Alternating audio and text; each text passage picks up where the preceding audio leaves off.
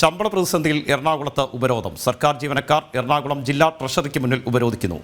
NGO അസോസിയേഷന്റെ നേതൃത്വത്തിലാണ് ഉപരോധം. വിവരങ്ങളുമായി രേഷ്മ ബാബു ചേരുന്നുണ്ട്. രേഷ്മ, ഏതായാലും തിരുവനന്തപുരത്ത് സെക്രട്ടേറിയറ്റിന് മുന്നിൽ വലിയ രീതിയിലുള്ള പ്രതിഷേധങ്ങളാണ് നടന്നുകൊണ്ടിരിക്കുന്നത്. ഇതിനിടെയാണ് എറണാകുളത്തും പ്രതിഷേധം സംഘടിപ്പിച്ചിരിക്കുന്നത്, അല്ലേ?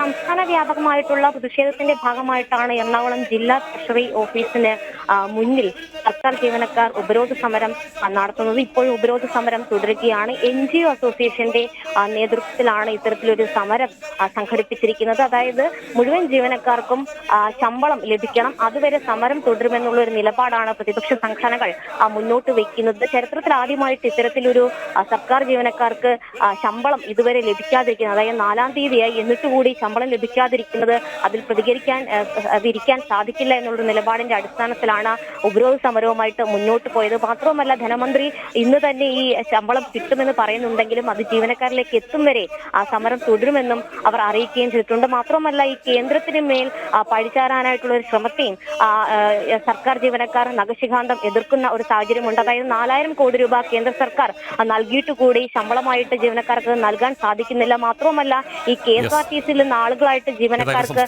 സാമ്പത്തിക പ്രതിസന്ധിയെ തുടർന്ന് സർക്കാർ ജീവനക്കാരുടെ ശമ്പളം മുടങ്ങിയിരിക്കുന്നു. തിരുവനന്തപുരത്ത് സെക്രട്ടേറിയറ്റിന് മുന്നിൽ മാത്രമല്ല, വിവിധ ജില്ലകളിൽ പ്രതിഷേധം തുടരുകയാണ്. ഇപ്പോൾ എറണാകുളത്ത് നിന്നുള്ള പ്രതിഷേധത്തിന്റെ ദൃശ്യങ്ങളും വിവരങ്ങളുമാണ് രേഷ്മ പങ്കുവച്ചത്.